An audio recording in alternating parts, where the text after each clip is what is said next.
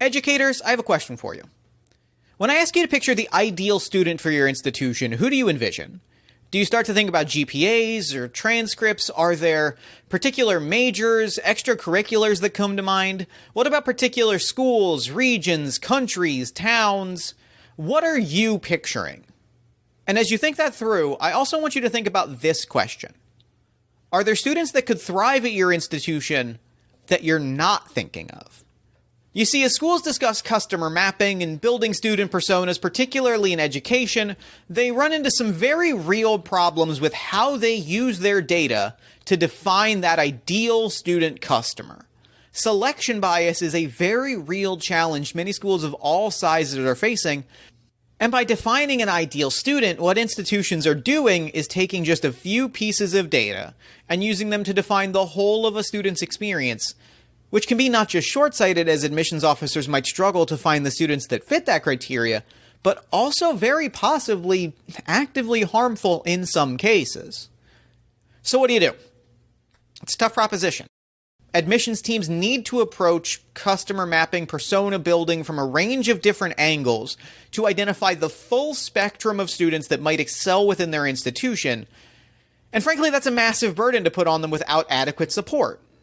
Luckily, with digital tools at your disposal, the work identifying all of the different areas to look for can be automated, allowing you to focus on the real priority, building personalized relationships with students that will allow you to know who is the right fit for your program and how you can help them grow both before, during, and after their education.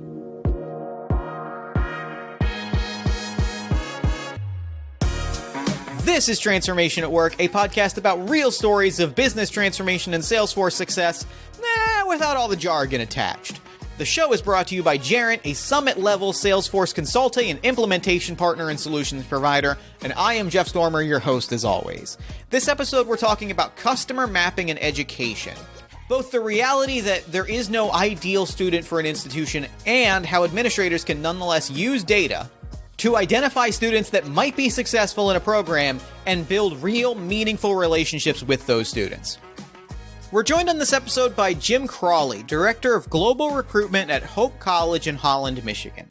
Jim has worked in international recruitment and higher education for over 25 years, where he's played a key role in driving international recruitment and diversifying the whole of student recruitment at Hope. That level of experience in working with institutions to identify the right students and help them succeed makes him the perfect fit for this topic. We also sat down with Richard Carter, Jarrett's Director of K-12 Education, to discuss how specific digital tools can help administrators better identify, build relationships with, and guide students to success. Richard brings years of experience in educational administration, from his years as a middle school principal to time spent in higher education at Rider and Princeton to a year spent as an elementary school principal, all of which gives him really incredible insights that he brings to the conversation. Jim and I begin our conversation laying out exactly what we mean when we say there's no ideal student for an institution. I don't know that campuses always know what the ideal student is overall. I mean, I think there's factors that we look for that would cause us to believe that the student is going to potentially be successful at our institution. But students have so many different personalities and have so many different needs. It gets down to that fit, that creating that personalized experience through the application and admissions process that helps that student decide what is the right fit for them. It helps us decide, too, at a certain point, whether the student is a good match or not. And I think as we engage these prospective students, we then create a personalized experience through our efforts of learning about them, reading through their materials, communicating with them, learning more about their family. It becomes more personal. That's an excellent point. And I think as educators talk about, customer mapping and developing that student persona and applying data to admissions, it's tempting to fall into that line of thinking of these are the criteria for an ideal student, when the reality, to your point, is that no amount of data is going to give you the full picture of a student's background and experience and the things that are going to determine if they are successful in an institution. So I'm wondering, could you talk a little bit more about, in your experience, how you think admissions officers should approach the issue instead, rather than focusing on that like ideal student situation? I think it really gets down to, especially for a small private school like Hope, and I think most schools really have this ambition or this desire to do this. Is just to what degree they can do it depends on their manpower and that kind of thing. But that's to help that student make the right match. It's a very personal decision for the student. Some students grow up and know from the start where they want to go to school and actually end up going there. Others really have no idea. The majority really have no idea. And they don't even know how many options they really have, to be totally honest with you. I think reps need to realize wherever they are that their school isn't right for everyone, nor is every student right for their school. It is all about that, looking at data to a degree, and then I think being creative as well. So again, it goes back to what is the right student for you, because we want students who are going to be academically successful, but we also want students who are creative, who are communicators, who are going to come and contribute and be leaders in the community. So there's a lot of factors that kind of go into a student that would be successful. And I think that's where we want to go with it. Rather than ideal student, we would want to go to, how do we recruit future graduates? How do we recruit alumni? And that's where we recruit students who are going to be successful here and go on.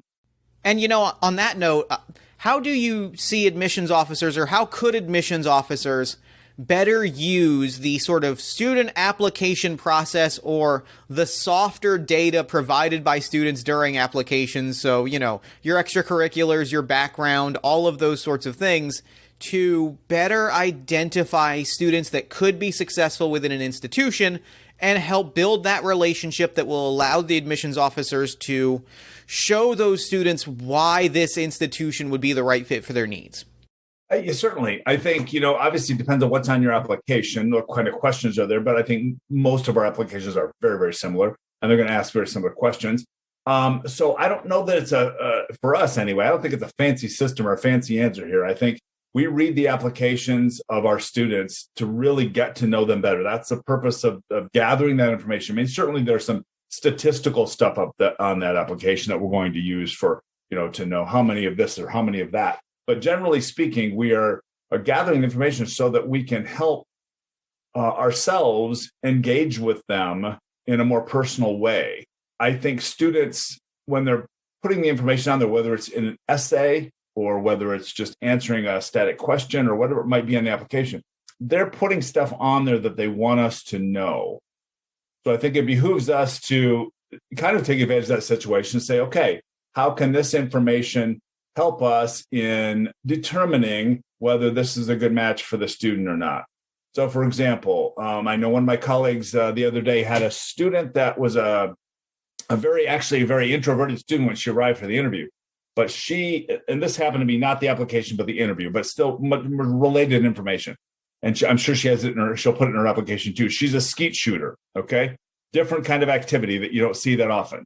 But she's very introverted. So that the rep, my colleague that met with her, immediately when he was asking her kind of what she enjoyed, he's like, "That's an awesome activity." He said, "I knew, I had a relative who used to skeet shoot, or I had, I was in I can't remember what story he told about, where he used to live. That was a very popular activity there, and that it isn't one that you see that often." And the girl talked about, I'm not the characteristic skeet shoot person, and he said, there is no characteristics. They're all over the world. And he made her feel like you are important. What you're doing is a valuable activity. It's something you really enjoy. You should keep doing it. Let's look for ways, is there a sportsman's club here? If you decide to come to Holland, let's hook you up with a sportsman's club in Holland so you can still do that. It's important to students that they're heard, number one, and they're seen if possible, through the process. And it helps us to then build the connection with them if there are factors there that align well with Hope. Another one, Hope is a faith-based institution. And so we do kind of sometimes look for those connections. You don't have to be of any particular faith to go to Hope. But if somebody does indicate that in their application, then we see that as an instant tie with us and say, oh, you've been involved in your youth group at church, or you've been in the worship team, your church or whatever. And so we can instantly tie that with, activities that are available at Hope. That could go for being in the orchestra. It could go for being, a basketball player. It could go for being in United Nations, the UN team, or any model UN at their high school. I think there's all kinds of connections. And so using that data, that soft information that they're lobbing it out there for you, all you have to do is hit it, So look what they're telling you, listen to them and relate to them. That's what they're really asking you to do as an applicant. I think we can all agree that relationship building element is crucial. That ability to get to know a student on a real and personal level and connect their experiences, their passions, their background to what the institution has to offer is one of the most valuable things an admissions officer can do. Now, when I sat down with Richard, he had a really excellent point about how digital tools such as Salesforce and digitalizing that application process can really draw out that soft data from students and help administrators make that getting to know you process more effective. Let's hear from Richard. A favorite urban educator of mine, Dr. Marcus Foster, once said that to move people, you have to start from where they are. And I think that we live in an age where students and their worlds are framed by digital engagement.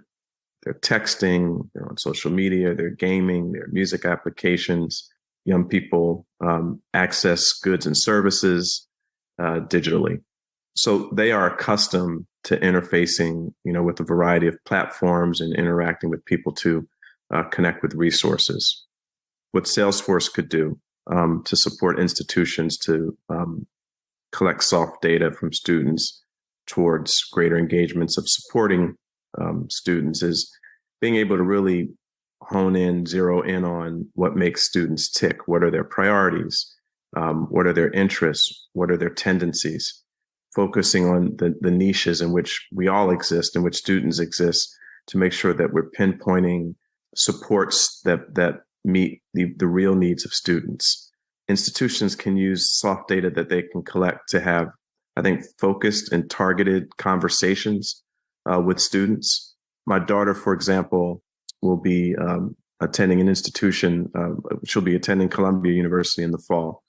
And unlike her dad, who received an acceptance letter many, many moons ago, she's already connected with classmates and the admissions department and other departments within the university. But the level of connectivity and the sharing of information has really facilitated her pre-adjustment to what will be her new environment in a much more accelerated way that actually addresses her needs and the needs of classmates, incoming classmates with whom she's already interacted.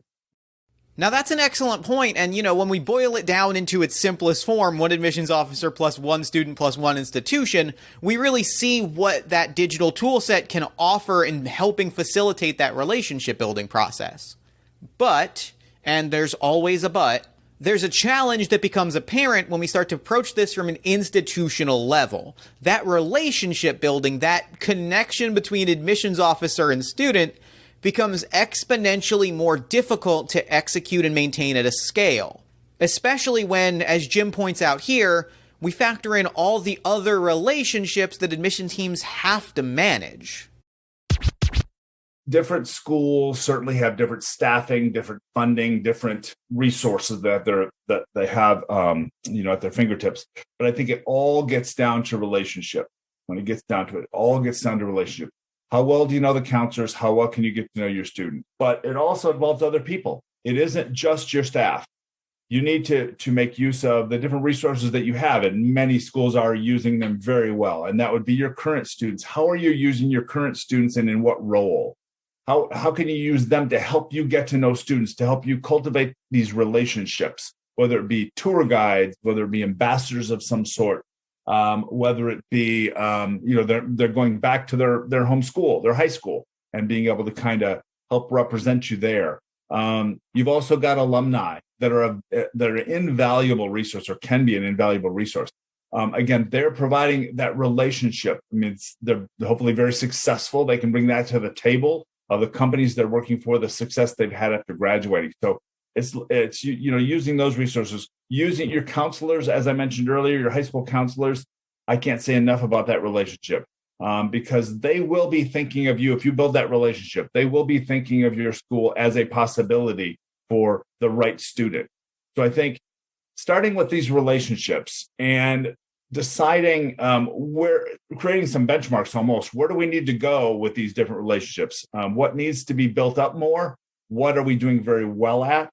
And some of that is, maybe even asking questions, like with the counselors, asking questions, how well do you know about our school? What do you feel is the ideal student for our school? Finding out what they really know. So I think there's a lot of people involved in this process. And I think that admissions teams need to make use of all the resources that they have, and see how they fit into they're all cogs in the wheel. So how do all these cogs in this wheel make the engine run? Now, hearing you say all of that, the thing that stands out to me is, that is an awful lot to put on individual admissions team members. And I'm imagining, and I'm hoping you can talk a little bit more about this, but I'm guessing that process becomes a lot more complex and a lot more difficult as we start to scale up to larger institutions. The larger the institution gets, the more difficult that becomes. And it's not because they don't want to be personal. It's simply a matter of numbers. When you get, and I've worked at even medium-sized institutions where it gets really difficult to get very personal with the students because you have so many that you're trying to recruit and work with. It ends up being a core group that you end up having a lot of conversations with, but the rest of them don't hear from you in a personal way that often, just simply because it's hard to do. Which, kind of brings us back to data, right? Like when we talk about relationship building, and there are so many relationships to manage from students, alumni, prospective students, counselors, administrators need every tool they can to, spot the students that could be successful and build those relationships. And that is really where having that data at your fingertips can really be, the game-changing element. Can you talk a little bit about that? Can you talk a little bit about how administrators can more effectively use the data at their fingertips to manage those relationship building economies at scale? So I think that, we quite often in admissions, many aspects of what we do are data driven. I mean, there's no question. We're looking at data, where have we gotten students? How many students have we gotten? What GPA have they gotten? What test score have they gotten? Just it goes on and on. There's data. We're always looking at numbers. How many steps do we have now? How many do we want? I mean, it's obviously the academic data is important, and we're always looking at that. And not only at high school level, but then how are they doing, at the college, university level? And that also applies to test scores. I think you may have seen some people do this with the SAT, and now they kind of went to test optional because they didn't have a choice because it wasn't available overseas. But I think other schools in the past have gone and looked at data, comparative data, as for students who took it and didn't take it. It wasn't much difference in their success rate. And so I think some decisions are made sometimes on testing as well, based on the success rate. So again, you're looking for that well-prepared students, and what does it take for them in high school to be most likely to be successful at your college or university. So I think those are a few things. I think the looking at certainly the historical data from the high schools you visited, that the schools have visited, your representatives have visited in the past. So looking at high school data, how many kids have you seen? How many have enrolled? How many have applied? That kind of thing is all helpful, I think, in deciding maybe where to do high school visits, potentially, where to do fairs. I think also contact with counselors is very helpful. That's a kind of a form of data that you're looking at, more information, I guess. But, do you know these counselors? Do you know the one, in different high schools?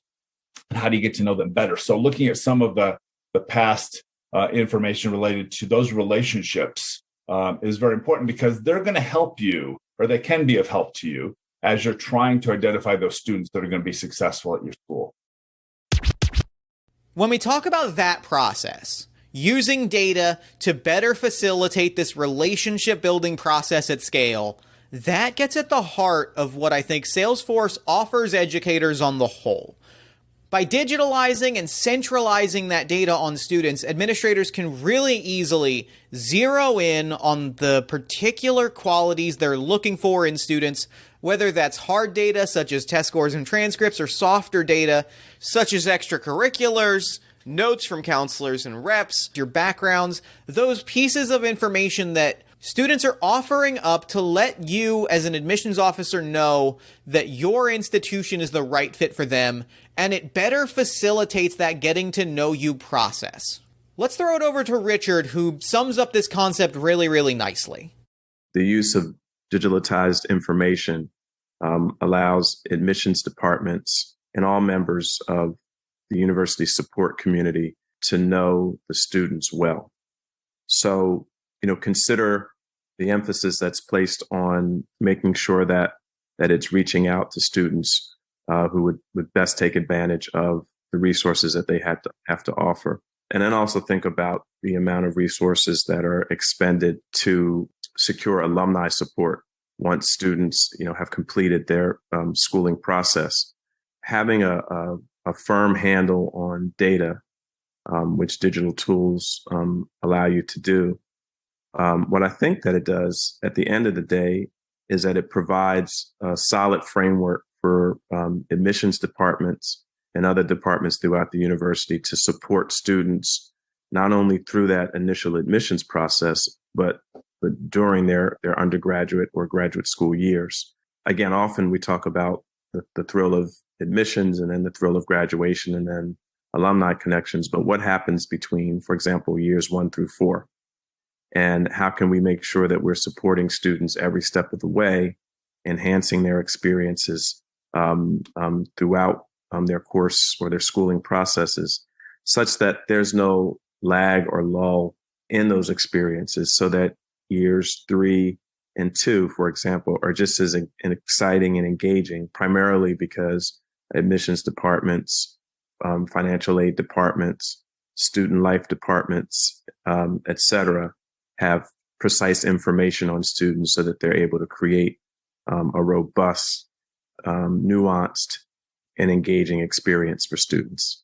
And here, both Jim and Richard put really, really nicely what happens when educators have that data at their fingertips and can really readily pull from it and use it to better facilitate meaningful, personalized messaging and connections with students. We have certainly looked at different factors academically. We've looked at factors in terms of kind of the geodemographic mapping, like where are the students coming from? Where are we successful?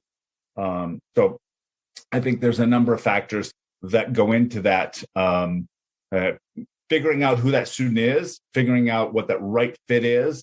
And then I think when you, as I mentioned earlier, get to know them a little bit better, you can create messaging that will be appealing to them. Create messaging that will hopefully hit a trigger with them to say, hey, that's what I'm looking at doing when I go to college, or that's what I want to do in addition to my major if it's a extracurricular activity, like fine arts, athletics. I mean, there's a bunch of different things that you can trigger in on with a student based on what they've indicated that they're interested in. What happens through the insightful use of information that can be accessed digitally is that it minimizes the possibility that students will be isolated. It connects them immediately to peers. It allows those who are charged with supporting students to understand the levels of intervention that students may need. And in essence, what is happening when we use this information wisely is that we're able to build a community for students.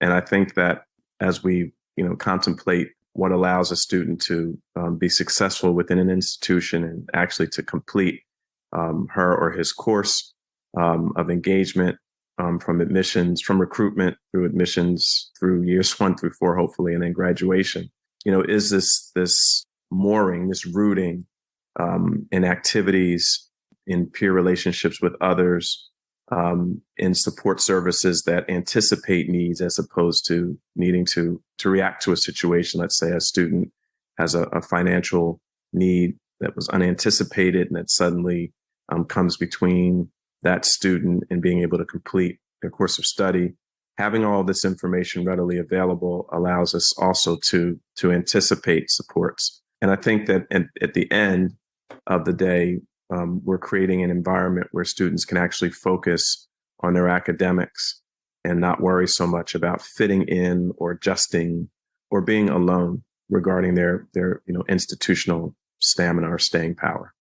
And that really brings us back around to the student, because at the end of the day, what every educator is working towards is giving the student the best educational experience possible by connecting them with the resources and institutions they really need to thrive.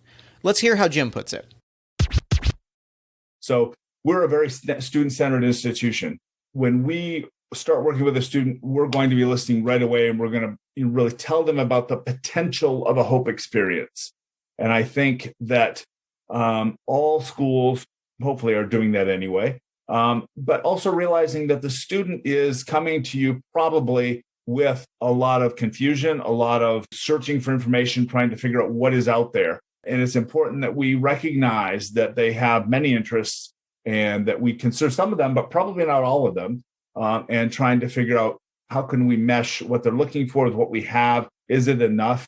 Making sure they're knowledgeable about the process, keeping them engaged. Student engagement is so crucial through emails, through your CRM, through personalization. The student needs to know that you care. And I realize as you get bigger, the schools get bigger, it gets more complicated. There's no question. But I think we need to be able to portray to them through the process what the experience is going to be like to the best of our ability at Hope College in this case, and how the mission of our institution meets the reality of what they're going to experience here, or what they would like to experience here. So I think there's a lot that can be done, but it does take a little bit of research, maybe even a lot of research, depending where you're at. It takes a self-evaluation. How are we doing things now? How are we willing to do things differently? Because if things aren't working now, if you still do things the same way next year, they're probably not going to be working again. So you have to be willing to change. You have to be willing to adjust. And we're in a field in student recruitment that is very cyclical. And so even though, we at Hope College are having a great year this year, that doesn't mean we're going to have a great year next year. We can continue to do the same thing that got us this good year, but it might not be enough next year. So we need to continue to look at what we're doing and look at data, how many students are visiting, how many students are applying, where they're coming from. We need to keep looking at the data. You can't rest on your laurels, even if you have a good year. And you need to continue to be adjusting. I think any enrollment management plan is an evolving document. You can't just say, we're only going to do this, and then we're only going to do that. It changes. And you have to be adaptable and ready to make those changes when needed. And finally, let's throw it over to Richard one more time to sum it all up for us.